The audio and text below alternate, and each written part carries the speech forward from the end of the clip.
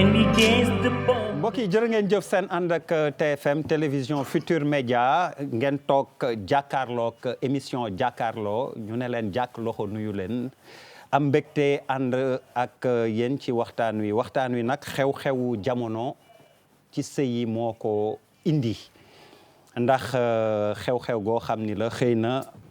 amoon na ci réew mi mais dafa jékki-jékki mel ni dafa gën a bëri kilifa diine yi kilifa aada yi ci jota àddu it wane si seen njaaxle ak xëy na sax tële guñ ci tële ndax wax nañ xëy na ba tàyyi ñi yor it wàllu niñ ko wax aada bi def nañ lu ñu mën xëy na kon mu des ñu waxtaanee ko ngir gindiku ci ak indi ci saafara xool lu ko waral ak aussi lan mooy saafara bi buñ ko waxee mooy prétexte bi ñu jëloon du pour àtte sax ndax loolu ñi ko yeyoo danañ def seen liggéey waaye ñun ci jàngat bi la ñuy taxaw li xew Mariste waaye it li xew Caaroy yëpp ñu jàpp ni wujje moo ko indi wala daal problème ci couple yi ci sëy yi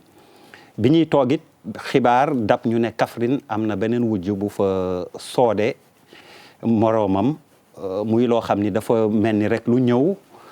yokk xar mi karaw niñ koy waxee ngir waxtaanee loolu nag ñi ngeen faral di seqal seen émission jàkkaarloo ñi ngi fi ñu am gan bu mat gan madame Penda Seck Diouf moom mooy présidente comité de lutte contre les violences faites aux femmes mooy présidente aussi plateforme veille des femmes pour la paix et la sécurité Penda Seck ñi ngi lay nuyu. maa ngi leen di fay. alors boo déggee thème gu ni mel ak niñ ko waxee naka nga mën jàngatee. xew-xew yi ñu junj léegi nii am na sax boo xam ni bi ngay yegg si yaa ngi ma naan ci suba woo nañ la wax la ko des nga cee leerlu mais am na beneen wujju it bu songati moroomam mu mel ni dafa lëmbe waaye li ci rax mooy dañu gis ni góor ñi léegi tamit yéen avant violence faite aux femmes rek ngeen doon wax mais léegi góor ñi mën nañ ne violence faite aux hommes am na naka nga gisee loolu nga xam ni xew-xew ci jamono la goo xam ni ni mu ko waxee kilifa diine ak aada yi wax nañ ci ba sonn mais dafa mel ni tële mujj na ci tàbbi. wax na di ci métitlu ak nag di ko condamné bu baax a baax ndax rien ne justifie des violences faites sur une personne de quelque ordre que ce soit nag ak fu mu mënti jóge loolu moom kenn du ci ànd. te kenn du ci d'accord. li ko indi doguma la mais li ko indi ni ma la wax dafa mel ni bañ wujje la aussi bien bu dee ku jigéen ki moo song moroomu wujjam mu jigéen wala song jëkkëram ba gaañ ko. wax xam nga ñu ngi naan bañ wujj pour indi benn kii mais dara sax nag dafa motivé wul violence basée sur le genre moom lañ koy waxee. pour wane ne dañu condamner aussi bien violence bu jëm ci góor ak bu jëm ci jigéen. ak sax nag ka koy def ak fa mu koy defee waaye xam nga yaa ngi doon compter ci say loxo de ba nga nee benn ni ñaar ni ñett nee woo fukk ce n'est pas pour justifier violence bi nga xam ni fi mu ne nii kat auteur bi jigéen la waaye gis nga violence dafa nekk lu nga xamante ni boo koy teg sax nag xam nga violence li tax kenn mënu koo d'accord moo di ne d'abord c'est une violation des droits de la personne et des libertés fondamentales. dëgg la. ñaareel ba aussi violence day yëngal cohésion sociale. baaxul ci fenn nag rawatina nag bu nekkee ni ci kër gi nga xam ni mooy cellule société bi gën a tuuti te nag proximité la kooku bu fa xewee dafay gën a metti. dëgg la. mais tamit nag tey jii day jigéen ñi def nañ ko mais tamit góor dafay def moom it nag violence gis nga ñun comité de lutte contre les violences faites aux femmes dañu recevoir violence yi nga xamante ni si su ma yeboon ma ne ci année bi nga xam ni si mi ngi waaj a jeex boo ko boolee ak année bi nga xamante ni si ma nga nële 5692 cas de violence et 5692 cas de violence yooyu 52,9% ci biir sphère familiale bi ca la nekkee te boo ko xoolee 70% yu nga xam ni jóge nañu ci loolu ay coups et blessures la ak nag violence sexuelle ak tamit nag ay ñoom seen saaga ak wax ju ñaaw ak yooyu moo tax ma ni la forme violence ngi noonu bu nga xam ni fi muy xewe moo doy waar fi nga xam ni xew na fa moo doy waar que ku koy def que muy góor ga que muy jigéen ja lépp dafa doy waar ndax dafa nekk proximité te de plus en plus dañ koy def ak ay armes soit nga def ko ak arme wala nga def ko avec des objets familiers à portée de main et qui peuvent servir d'arme waaw. xam nga ndox mu tàng nga ñëw def ko sotti ko nit wala nga ñëw jël jaasi wala nga jël couteau wala nga jël kuur wala nga jël yat en fait waxuñu arme rek fital nii mais également ay objets familiers yu nga xam ni ñu nga wala nga ceinture wala nga wéq wala nga dóor tey nag bi violence moom nga xamante ni dara nag justifié wu ko tamit nag metti na yaa ngi ko jël nag jël ko ni wujj man dama defe ne prétexte wujj moom dafa warul woon a am moom bay nekk motif de violence lu tax parce que xam nga l'option appartient à l'homme. Exactement. yow kay boo bañee wujj fa ngay opté fa ñuy defee option ba bu góor gënee man damay opté pour polygamie nga ne ko man maa lànk man du ma d'accord ma si su ko defee sëy ba du am de waaye nga d'accord si ba pare ñëw taxaw naan du ma am bu jëg wala bu wujj ñëwee ma def ko nii wala kooku foo ko tegoo ko fen dëgg la madame dinañ ci dikkaat mais est-ce que Birima yow laay njëkk interpellé est-ce que du dafa fekk ni góor ñi parfois it ñoom ñoo dul leer ni ko madame Penda Seck waxee ci seen option dès le début am na ñoo xam ni dañuy signer monogamie dem ba ci biir ni ñuy wax indi tànku bukki te ni mu ko waxee bu dee loolu ngeen waxante woon ci début ba mun na ko bañ a nangu wala it nga signer polygamie waaye nanguwu ko moom it ni mu ko waxee ku jigéen ki mu mujj indi problème. waa Der maa ngi lay nuyu di nuyu ñu bokkal plateau bi. xam nga bii passé ñëwuma. dëgg la te dañu jóge ci màggal Touba aussi. foog ngeen may ma murit laa nag dama jóge Touba. ñëw màggal gi soog di am bi ngeen defaat émission fekk ma amoon. dëgg la nekk ma fi woon. koy foog nga may ma ndokkeel. yëpp ñaanal xalifa général des mourides ak ñëpp sant Mbàkke yàlla bàyyi la fi ñu wér ànd ak jàmm. amiin te képp koo xam ne màggaloo nga te yaakaar sëñ Touba santal ko sunu borom tax jóg. lépp loo fa ñaan te muy lu gën ci yow gën ci réew mi yàlla na ko yàlla def. amiin amiin yàlla may nit ñi jàmm di gërëm nit ñi di Der aussi di wax ni. di ñaan yàlla aussi ndox dem ba matale Touba. man gëm naa léegi ni Touba matale fa ndox yombul nit ñi sonn nañ trop ci màggal gi. mais nga may aussi particulièrement ma gërëm waa OFOR. waa OFOR def nañ. effort. OFOR. waaw ma ni OFOR def na effort oui vraiment def na effort le directeur général ak tout l'ensemble de son personnel te aussi doon nañ dimbali nit ñi. xam nga man bi ma yoree sama kër Touba pour wax ne la ndox yombul Touba da ngay chargé sa réservoir de 8000 litres. 14 heures laa koy chargé 23 heures mu jeex 8000 litres. nga xam ne kon Touba li muy jël ci ndox. dafa bari kon ñu ñaan yal na yàlla def ba. dëkk Serigne Touba boobu ndox ma wala ngaan fa ba kenn dootu ñàkk ndox ko dem màggal Touba en tout cas gërëm nañ képp koo xam ne def nga ci ñi amoon bonne volonté yi doon def directeur général OFOR personnelu OFOR ak personnelu nit ñi ak ñëpp bonne volonté yoo xam ne liggéey nga pour màggal gi nit ñi am ndox mu ñu naan yal na leen yàlla fay ñoom ñëpp xam nga Der li ma laaj xam nga wujje moom wujj foo ko dégg rek wax dëgg bu leen ko banaliser dafa metti dafa il faut nga nangu loolu muy góor muy jigéen ba àddunay baax ba léegi yàgg ngeen dégg ku takk jabaram attaqué ko xuloog moom yooyu yàgg na am ci sëy bu doon tali sax polygame nga signé xam nga ñi signé polygame takk ñaar sax ñu ëpp ñu signé monogame takk ñaar bi ñekk am na nga ni ñi signé polygamie takk ñaar ñett ñoo ëpp ñi signé monogamie takk ñaar ñett waaw boo seetloo histoire yi am yëpp ñi doon sëy ay murit lañ taal ñu ay jullit lañu Sénégal réewu jullit la jullit yàlla dañoo juddu fekk alxuraan wax ni mën nga takk mais teg ay conditions. waaw exactement waaw même rek dafa teg am ay conditions. bien que góor ñu ba dañ koy sàcc mais aussi condition bi gën a wóor daal sëñ bi dama laa bëgg maa la raw naqar mën na caa bañ a bari rek kenn moomul kenn maa la bëgg di seeg yow maa la bëgg ñëw sëyal la. def nga loo xam ni mënatuma koo muñ te gëm naa ne yaa ngi may naqarloo wala yaa ngi yàq sama àdduna te yàlla mi ñu boole woon sëy boobu digal ñu ko moo ñu wax ne bu ngeen demee ba kenn mënatul ki ci mënatul sañ naa ba bàyyil muy góor muy jigéen boo demee ba xam ne yow mii sa jabar ji li mu ne def moo toog koo dëkkoo parce que kii def ni léegi violence faite aux femmes mat na 5000 violence faite aux hommes mat na 1 million góor daa mënul génn sama jabar dafa doon dóor bii góor mënu koo wax te jigéen mën na génn sama jëkkër dafa doon dóor loolu mooy problème bi mais ni góor ñi daj seen biir ne jigéen ñi daj ñu ko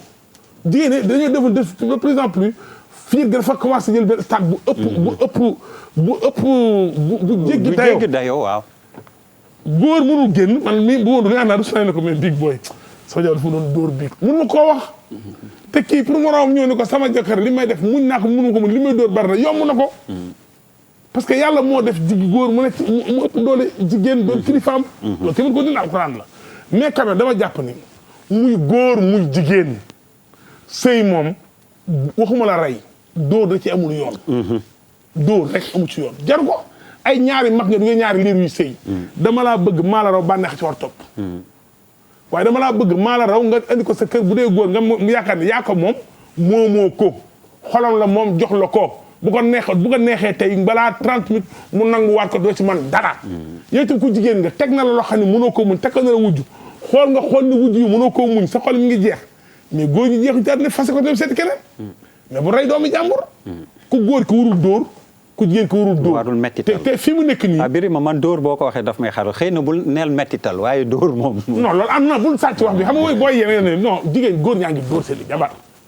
mais jigéen ñaa ngi dóor seen i jëkkër parce que amoon association des maris battus oui non attends jigéen ñaa ngi duma seen jëkkër jigéen ñaa ngi menace seen i jëkkër na ma yàlla jigéen ñaa ngi menace seen jëkkër am na ñoo xam ni mais yow léegi lii ci place am na ko bi ko ne foo ne ko daan takk nga dafa ne boo waxee ba ñu dañoo rey ma bu ko wax Bouba Ndour yi boo xam ne dangay takk ñaar day daw mais mi ngi nii boo ni woon léegi Bouba Ndour dangay takk ñaar day yuuxu ne bu ma ko waxati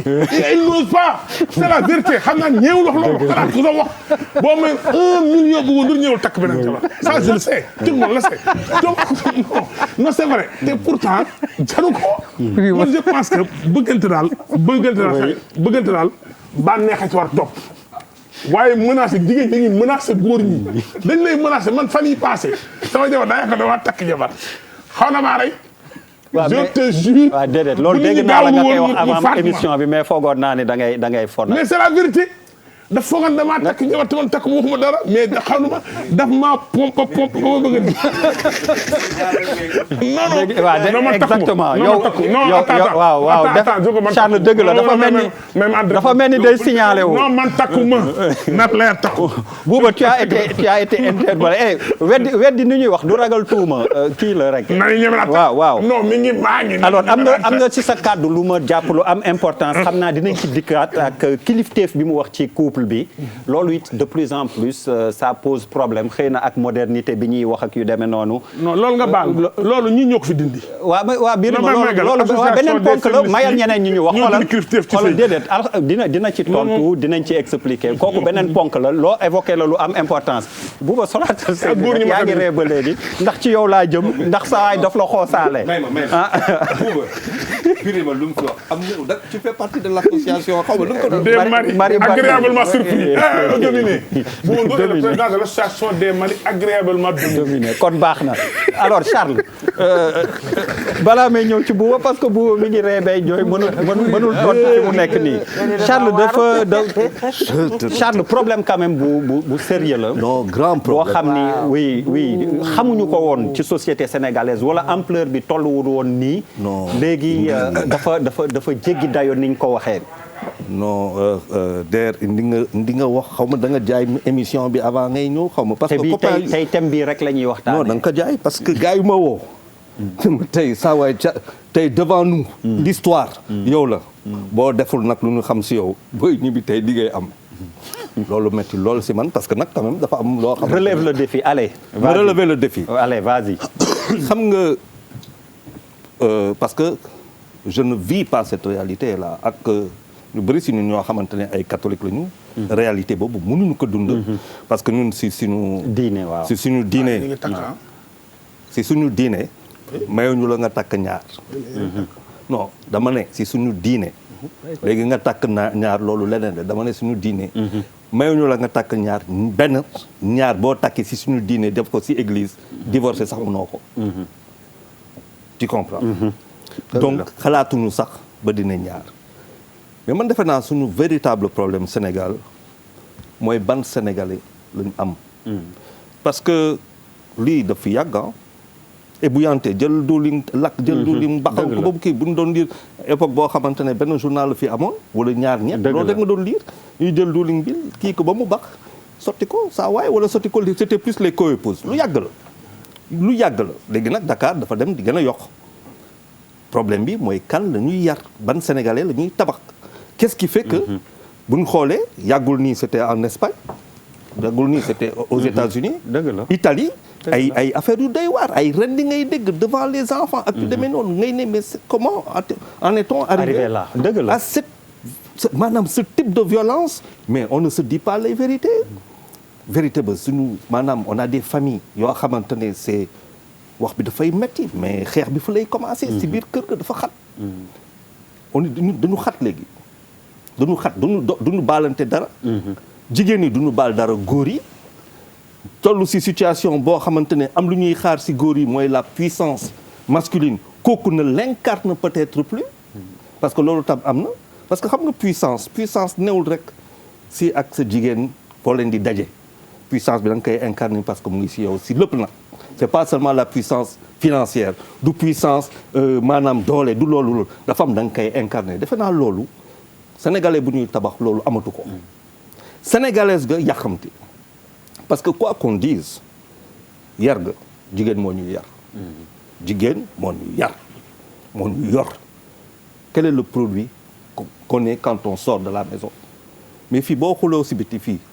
koo fi taxawal jigéen boo fi taxawal xuloo ak moom en 30 secondes mu daggal la ay saaga yoo xamante ne mosoo ko dégg jigéen boo xulool Sénégal laa la wax boo moytul dalay daggal ay saaga ba nga ne lii lan la yow nga toog xool ko xamuloo ko man fu ma jaar ak lu ma jàng ñemeewu ma sax yëkkati suma loxo c'est dangereux donc boo toppul loolu musiba mun nga fa àgg. je pense que tey loxo tamit daf cee warul Charles. góor moom ni ko ça veut dire nit dafa am niveau boo xamante ne waruñu fa yegg niveau dañuy xam nga DER foog nga xam yow yaay kan ci d'abord du règne animal ci d'abord un animal.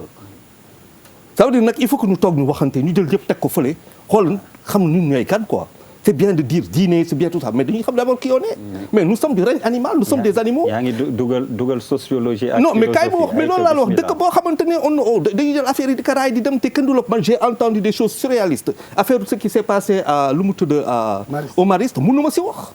mais lu ma si wax maa ngi raconter n'importe quoi. je laisse il y a une police qui est là il y a une justice qui est là il y a une enquête si la door mais ñëpp a ngi wax si biir. mais attends on peut pas parler de tout et de c'est pas possible dafa am loo xamante ne dañuy taxaw mais nañ xoolaat suñu bopp d'ailleurs. on a un véritable problème aujourd'hui comment se fait-il que yow ñaar ñu xuloo la première chose ma saaga la au nom de quoi mais parce que tout simplement je suis incapable de faire autrement mottuñu mottaguñu te pourtant am nañ lépp Sénégal am na lu bëri boo demee nga mu waaye ndeysaan mais sëñ Bamba yow rek moo ko ñoo ko bokk ba muy xeex ak tubaab yi daa yëkkati loxo lu mu ndam bi fu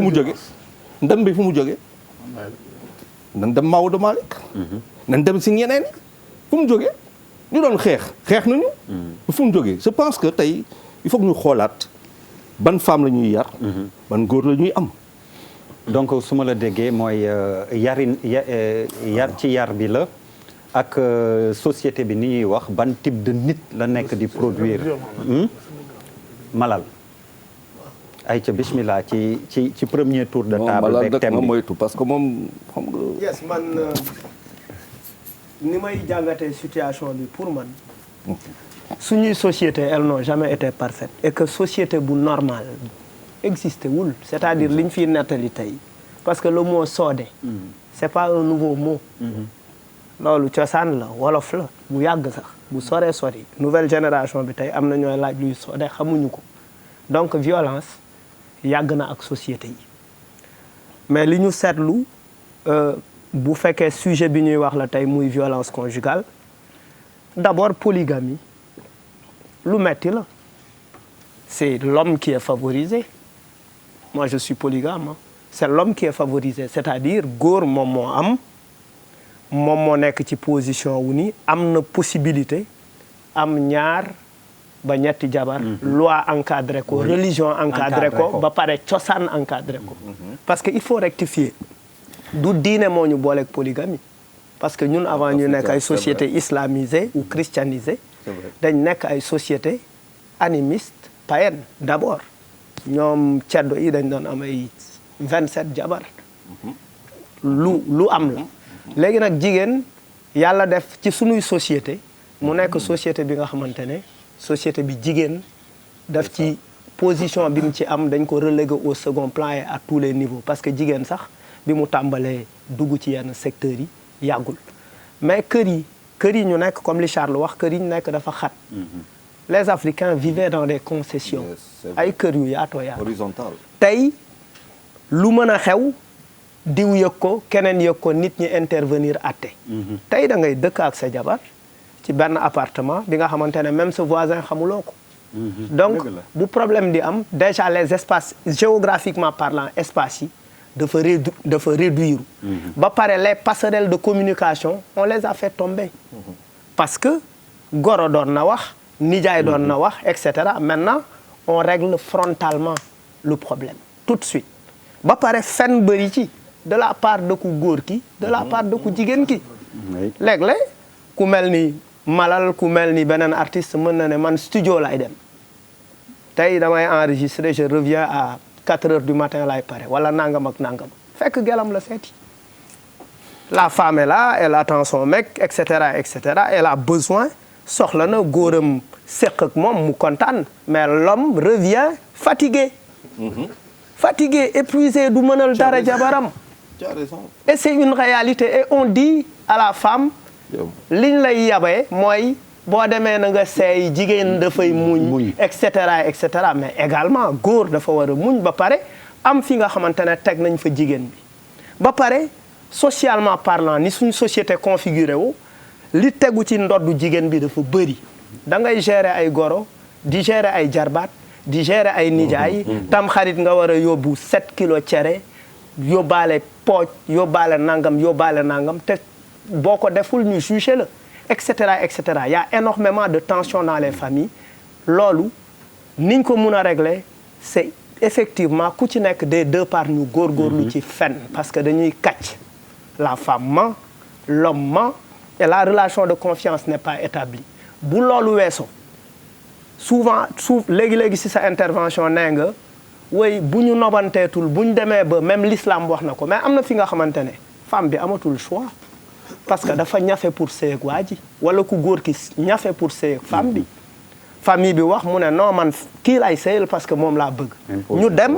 et puis c'est amour aussi du bànneex kese c'est des tensions et les tensions je pense que tension bu ñëwee ak nu mu munti toll war nañu mën a góorgóorlu pour mën ko contenir absolument voilà merci Malal defe naa teg nga loxo tamit ci mode bi nga xam ni moom la ñuy sëyee notamment en passant mode appartement beru bi nga xam ni socialement nit ñi du ñu mën a entourage bi en tout cas du ñu mën a intervenir bu baax donc dinañ ci dikk ak kilifteef ci couple bi nga xam ni évoqué nga ko muy voilà c'est très important Bouba premier tour de table problème bi noo ko gisee donte Birima joxar bi na la fi bu sap-sap non du ma ko tontu waaw bul tontu de moo gën a wóor waxal rek te bu ko tontu en fait ya man ñaari mbir laa gis xam nga ñun dañu doon suñuy maam doon suñuy yaay doon suñuy papa wala déedéet Malal je suis pas trop d'accord ak li nga wax pourquoi parce que dama mooy fàttaliku il y a 2 ans dama demoon benn plateau yeewu leen may wax benn wax ma ne 99% des mecs que je connais dañuy jàdd mais on est si suñu on est polygame gis nga tubaab bi lan mooy différence ak ñun tubaab bi bu amee jabar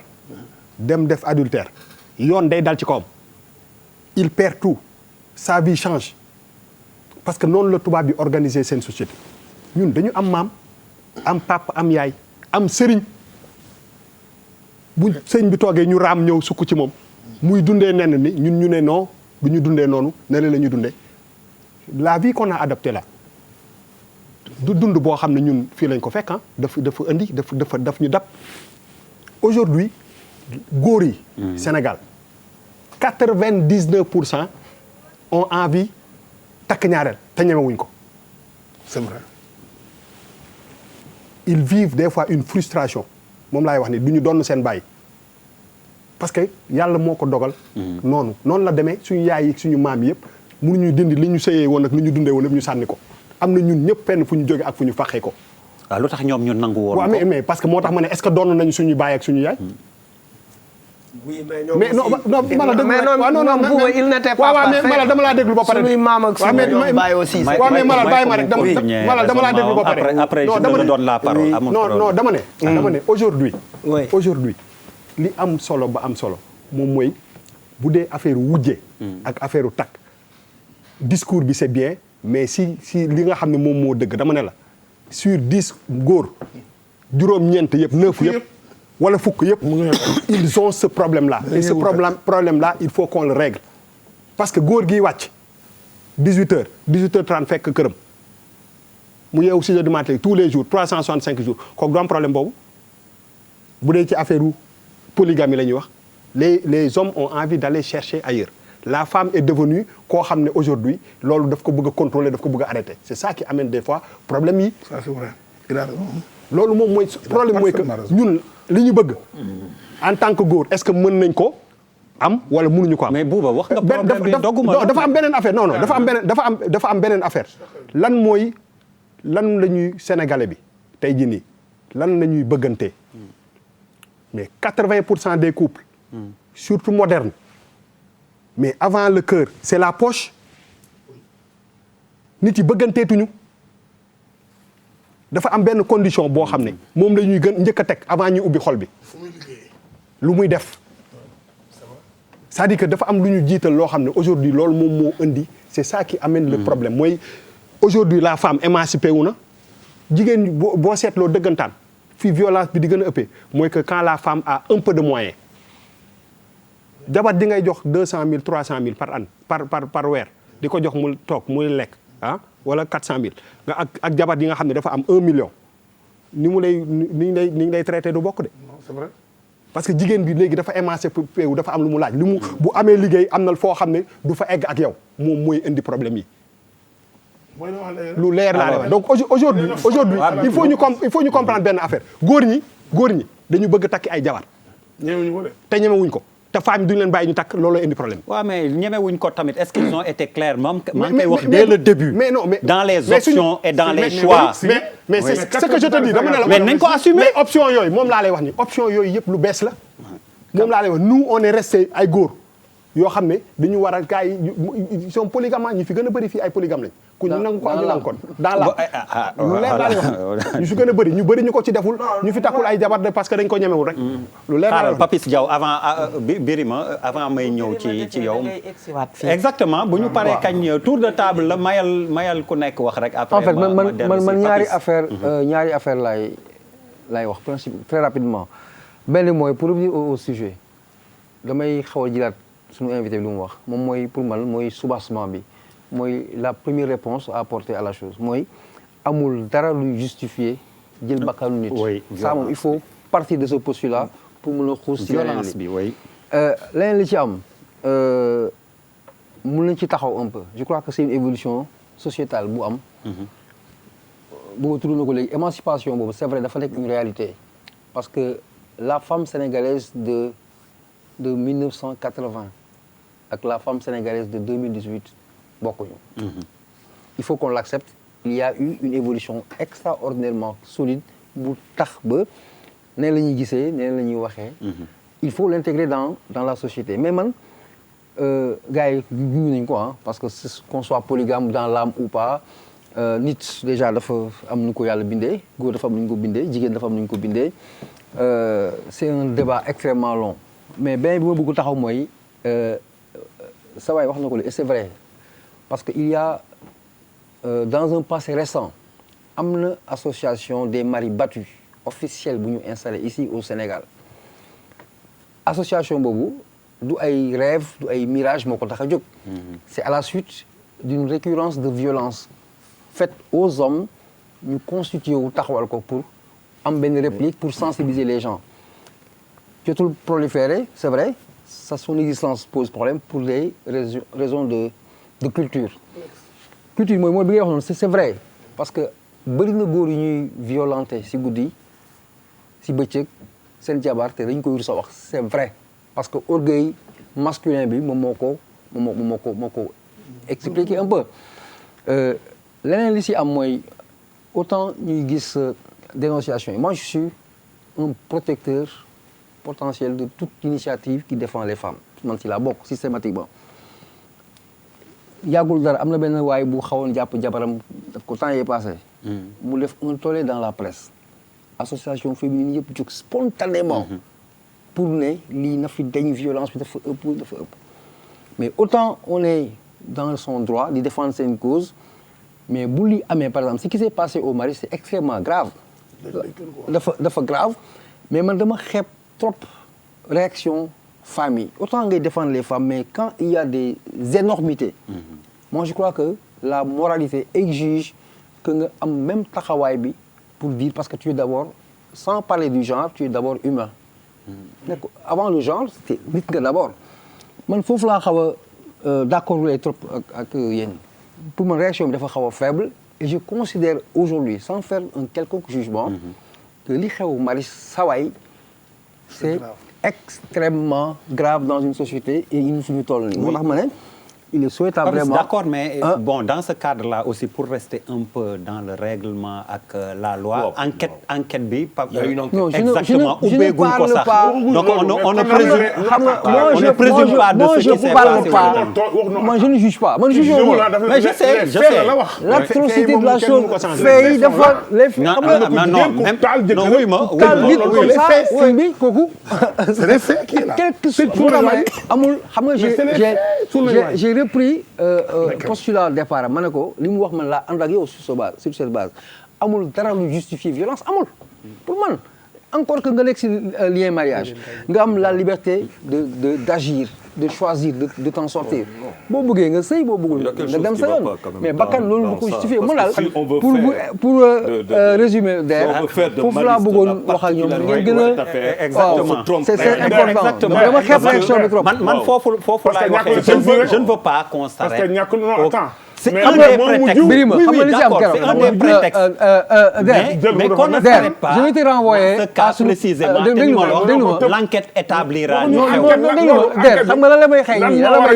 la may xëy am na pare suñu dernière émission bi bu ñu toogee fii ñu ne booy baa ngi saw ñu ay saw la xëy na sawul muy saw waaw xam nga on t'a dit que lii amul à commenter ça vient après les faits sont ça têtus sacrés autant que c'était valable pour cas boobu lakk bi lay wax xaw ma fu mu dëkk sama nekk si justice bi son travail mais dama le fait en lui-même mais il est agressif man foofu laa yem Birima rapidement avant may wala jox madame Penda Seck xam nga buuba dafa laal loo xam sax ñu di ko raay buuba a parfaitement raison gis nga sëñ bi émission bi ñu koy seetaan ñu ngi ñuy xool ku ne yaa ngi toog dend sa jabar 80 man la presque 100% presque bëgg nañoo takk yow dañ ko ñemewul góoru Sénégal ñeme dafa takk parce que association féministe yi non pour man takk da ngay mën oui ma da nga koy mën wala mënoo ma eggale quand même dañoo làqatu ci défendre les femmes ba jox leen doole joo xam ni léegi nag ku wax ñu rendi la wala non attention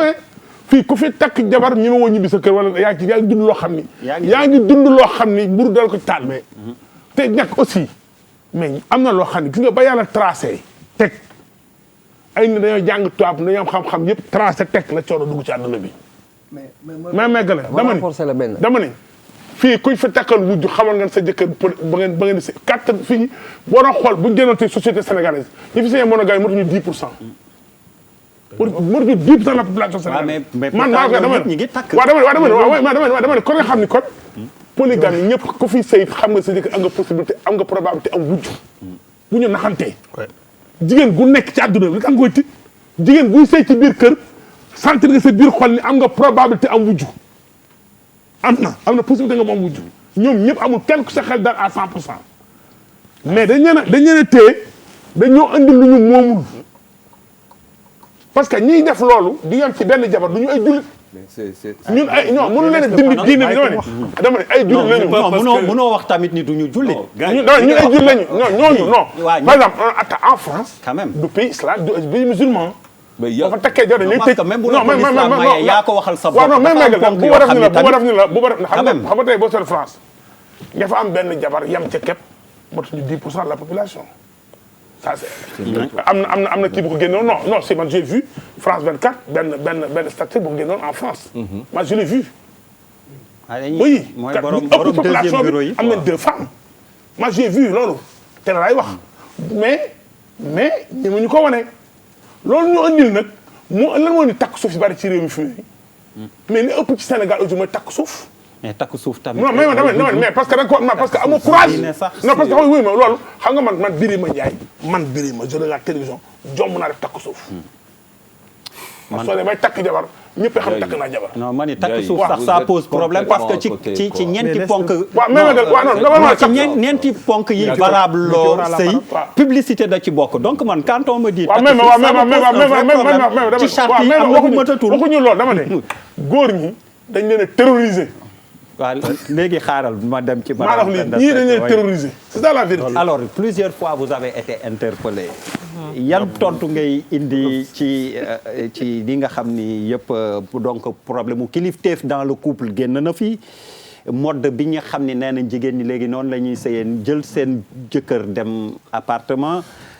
matérialisme tamit bu dee noonu laa ko mën a maanaam alal lu ci ëpp mooy tax ñenn ñi di dugg ci sëy bi ak problème mu émancipation bi. waaw man duma tontonte dama lay tegal ci dëgg. lu ma lay wax dama la koy tegal ci dëgg te lii nekk na lu sérieux ba nga xamante ni si yaakaar naa ni duñu ko fawantoo. benn nee naa la violence d'abord c'est une violation des droits de la personne. et Papis nee na da ngeen et des bi yëgu leen ci bu baax fondamentales. kooku benn la bi ñuy wax ba léegi ci takk jabar la ñuy wax ak wujj et cetera. takk jabar dégg naa fi it ay mots xam nga mots yooyu nga sélectionné de. mais dégg naa fi puissance. dama xamul ne ku ñuy puissant la ak fu ñu puissant jëm.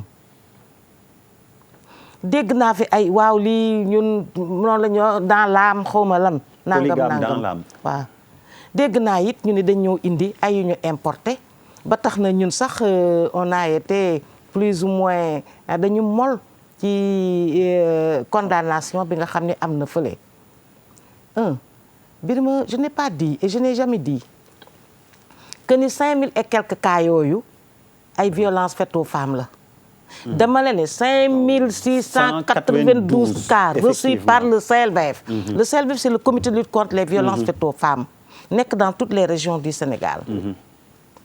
ay antennes ñoom suñu di enregistrer. ñu ñëw ay cas di fa ñëw. cas yi nga xam ni ñoo fay ñëw mais jigéen dina ko indi mais góor it da koy indi. xam leen cas yi góor aussi da koy indi. xañ na nag cas yi nga xam ni góor dina ko indi moo gën a tuuti. cas yi nga xam ni jigéen dina ko indi. mais gis nga ci dama la ne ci 5692 cas yooyu ma la may la 70% ay causes et blessures la. te 52% ci biir sphère domestique bi la dans la famille. loolu laa la wax. beneen ba moo di la nee nga ay importé xaw ma lan man de xaw ma lu ñu importé. jikko yi lay wax da nga naan sa dëkk déet waxul loolu waxagul jukko ñëwaguma ci jukko dafa ne li ngeen di def ak yooyu dañoo terroriser ba nga xam ne nangam yi nga sa dëkk Sénégal moo ratifié ay convention loolu ñu rey protocole et traité. loolu ñu rey waaw dama ne moo ko ratifié. et déjà de ko ratifié sax sans réserve la plupart des conventions yooyu. mais ndax dëppoo na ak suñu dama ne dëppoo aada ak yooyu ba mu fay dëppoo da ngeen ko doon wax loolu du ñun ñoo ko ñëw. defal ko suñu bopp dañu ne sa dëkk moo am ay lu nga xam ne da ko wàccoo. dafa jël ba jël loi la loi 99/05 du 29 janvier 99 wala 99. daf la wax ne gis nga violence conjugale dafa nekk circonstance aggravante bu fekkente ni violence am na ci kër gi ñu taxaw di ko juger ak di ko kii loi bi di dal ci sa kaw dañ leen ni circonstance aggravante la. bu passé woo dans la sphère conjugale wala nga def ko à l'endroit d'une femme wala d'un mineur. ou d'une mineure wala d'une personne âgée. indi nag yeneen forme de violence sax ci biir kër gi inceste pédophilie. yooyu yëpp ci biir kër ci gi biir gi la inceste waaw. pédophilie le viol te viol nag lépp la viol fépp la ak yeneen maanaam mën naa laaj benn question. xaaral bala nga may laaj question nga continuer waaw non non Dama laaj nga continuer. waaw xaaral dinañ dikkaat. Dama laaj nga dafa continuer. lay laaj effectivement Waaw, d'accord, muy xaw a nekk. doo may ma laaj ko rek. Charles Faye avant may ñëw ci yow Quand je parle de pour un peu d'équilibre. mais dama bëggoon a wax Oui, tey pour un non, peu d'équilibre. s'il vous plaît madame. Xaaral, Charles quand je Faye parle de après. bu may wax puissance. dama préciser que waxuma par rapport à la femme par rapport à la puissance financière dama ne puissance bu may wax puissance man mooy le plein potentiel. Je vais à la quête de ce champion perdu en cours de route, l'enfant que je retrouve, qui fait ma puissance d'homme. C'est cette puissance-là. Merci. Dama ne voilà, c'est de cette puissance, ça veut dire quoi? C'est une philosophie de vie. Problème bi, on n'en a pas. Sénégal lu ñu dal tey mooy lan ñu ngi wax ay jabar ay tout mais gars yi dafa am ku rendi jabaram il y a eu 3 femmes qui ont été égorgées par des Sénégalais en Italie, en Espagne, aux États-Unis. et au Sénégal fii Il y a moins de en 1 an 3 femmes. Ouais, tout le monde le sait. Personne ne s'est scandalisé de ça. Si. En tout cas pas comme ça. Ah, si. Non, je le dis encore et je l'affirme. Dama ne on a un problème. Am na koo xamante ne ça fait en moins de 6 ans depuis avant que Ablaye Wade di dem ba tey ñaata nit ñoo dem devant les palais immolé wu. Qu'est-ce qui fait qu'aujourd'hui ñun Sénégalais. Ça c'est beaucoup moins grave. Yeah. Non, problème de société, effectivement. Ouais, mais c'est beaucoup moins dans grave. sa globalité, problème Ouais, mais de c'est beaucoup société moins bi lay grave. posé. Mais may ko mu continuer, Birima, mais s'il te plaît. waaw Non, je vous redonne la parole, madame. Waaw. Dama ne. Ne vous inquiétez pas. Qu'est-ce qui fait aujourd'hui que ma ne taf jël essence sotti ko nit planifier ko taal allumette mu nekk je ne sais pas je veux dire que du ma dugg si yooyu ma def ko et ce n'est pas un cas isolé ñaata nit lan làkk temps yi keneen ki jël sa coépouse tàggate ko ak coupe-coupe waaw jaasi. combien de fois ñu doon jël ay lamset di ko dugal si biir ay we xeexi di am ñu lay yàq problème de coépouse on ne se dit pas nos vérités c'est très facile de toog fii di wax saa waay ma femme muy nii di ma seetaan dama kaa bëgg moo fa elle me connaît jigéen mooy suma point faible je l'assume je le dis je lui demande pardon du benn du ñaar du yet bu taxawoon tam dóor ma damay ne cocc sama loxo du mus a jóg xam nga lan la ku nekk dañuy naan yàlla ça veut dire il faut qu'aujourd'hui qu'on se regarde on ne peut pas être dans une société yow nga téye sa jabar di ko dagat wala sa jëkkër di dagat sa jëkkër wala on est dans une société malade on n'ose pas le dire kenn du wax ñuy toog fi di ña ay kii mais tous les hommes sont des polygames ça a commencé depuis Adam ça a commencé doon lañu bindee xam nga pourquoi du point de vue scientifique ak club elles sont XX je suis XY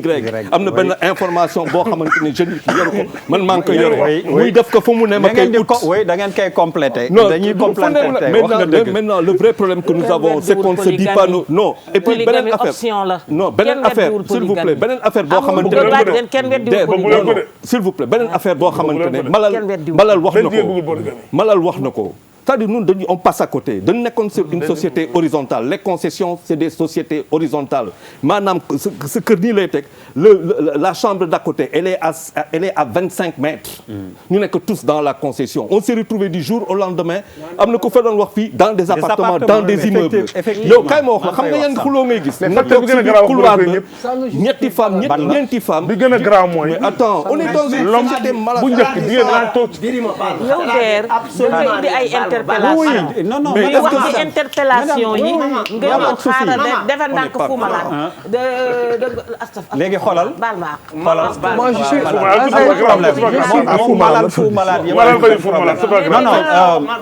man dañ ma interpellé dama bëgg ñu bàyyi ma ah déet fii nag du la bàyyi nga day déroulé rek damay deuxième partie yow laay tàmbalee tey benn thème bii rek moo am rassurez-vous vous allez parler non les femmes elles se taisent et puis comme ça non s'il vous plaît une minute rek non wuy ma je te donne nga ni lan moo gën a graaw te waxuñu ko danaan dem kër jëkkëram sëy côté il faut waxoon fan la njëkk a dammee ok góor di liggéey ñu yor ko bu wàccee fekk ko këram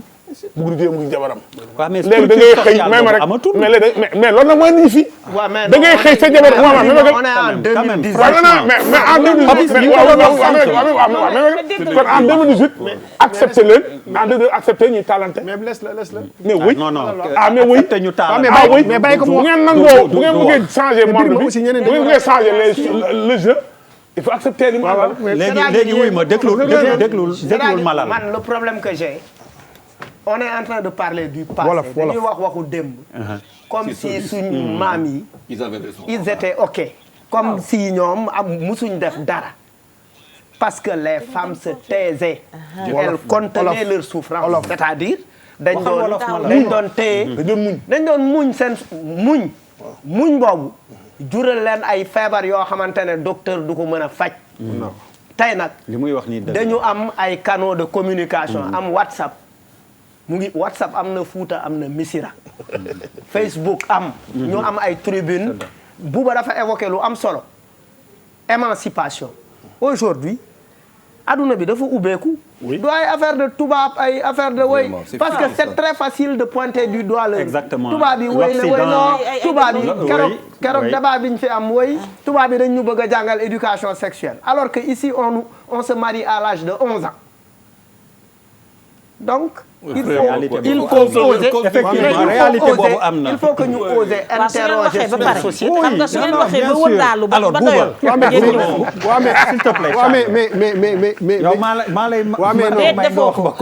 joxal maire bi joxal non xaaral rek. waaw mais non mais j'ai une page de publicité moom mooy ubbi deuxième partie. wax lu ko neex man maa ko mais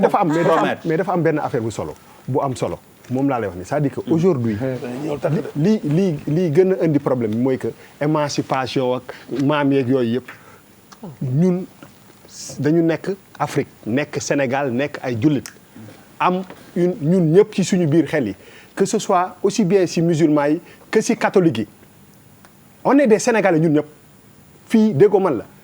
muy musulman yi ci biir catholique yi bëri na ci ñu am même bu ñu takkul jabar ñu ci am double vie ñu ci am ay truc on est au Sénégal dama ne dafa am loo xam ne waru leen ko réere mbir mais ça fait pas de toi mais non waxuma violence je parle pas non xam nga man lan non Charles moi je ne parle pas non je ne parle pas du cas de Anne Maris parce que pour man loolu prétexte la mais dama ne am na ñuy dund ñoo xam ne lakk ñu leen sànniwu leen essence mais wax ji ngeen di wax rek moo raw dama ne li am solo ba am solo mooy que te ñun yéen ñëpp ciy profiter en tant que musulman en tant que Sénégal dañu nekk ci benn contexte boo xam ne bu baaxee li ci baax ngeen jël ko yow tu es polygame Malal waaw moom laay doon di xam nga polygamie mooy que dem takk fii takk fële mu war a yomb warul am moom laay wax te yombatul na mu yomb ñun ñii ñëpp tant que nous sommes ñun ñii ñëpp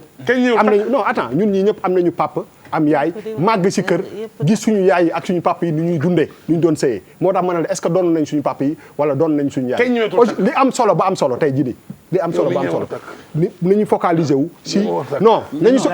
non Bouba problème bi sax non mais parce que man mënu ma parce que su ma waxee kii dagg ma non dama ne nañu focaliser wu xam nga man lan laa bëgg Birima sooy wax da nga lay déglu non du affaire du ñamee takk dama ne affaire bi xam nga lan mooy kër yi bu jigéen nangoon jeu bi rek affaire waaw mais non mais dama ne nit ñaa ngi seen kër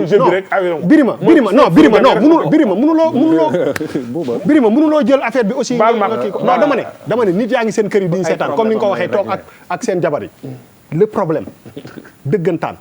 mu bëri ci couple yi moom mooy que jamono dox na dox boo xam ne la femme veut tenir son homme à elle presque. mais takk bi ndax ñu ngi koy teg ci yoon. non mais du affaire waxuñu moo tax yombatul suñu paay sax ni ma la wax suñu paay sax dafa am ay ponk suñu paay sax daañu respecté yow matal nga ko te ñi moo takk mais non mais yow matal nga ko dama ne wóor na ma ñi moo takk dama ne nañu jël affaire bi voilà nañu jël affaire bi comme prétexte pour wax que ni pourquoi les couples d'aujourd'hui couple yi dootuñu déggootuñu comme ni ñu war a déggoo. ak lu tax violence conjugale. voilà exactement mais. man defe naa ni loolu la ñu war a wax. mais exactement mais violence ci takk ak dindee. non violence conjugale xoolal. loolu moom violence conjugale pour man nit ñi war daaneelal mais parce que man mënu ma wax benn phrase eggali benn phrase mënu ma ko wax eggali. dañ lay sax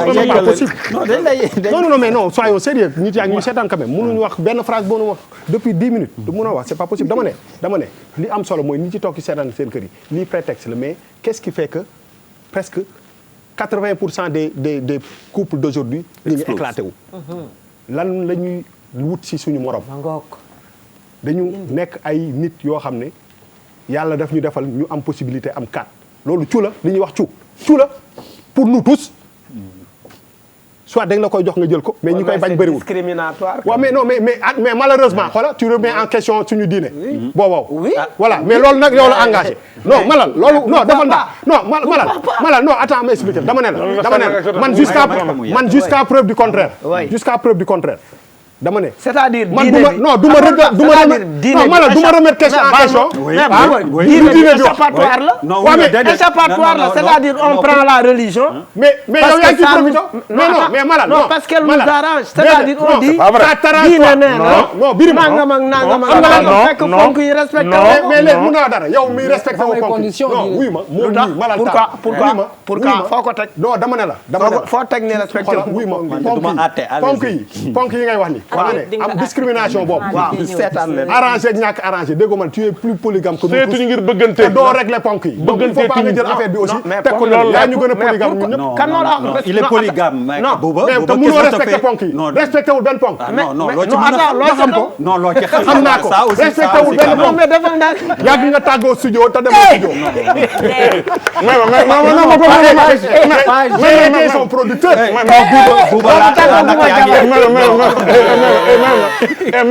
c'est pas bien Bouba plateau bi tas na. non Bouba c'est pas bien. pause mi ngi yoole boole na ko de nee na yàgg na tàggoo te ñëwoo. pause publicité.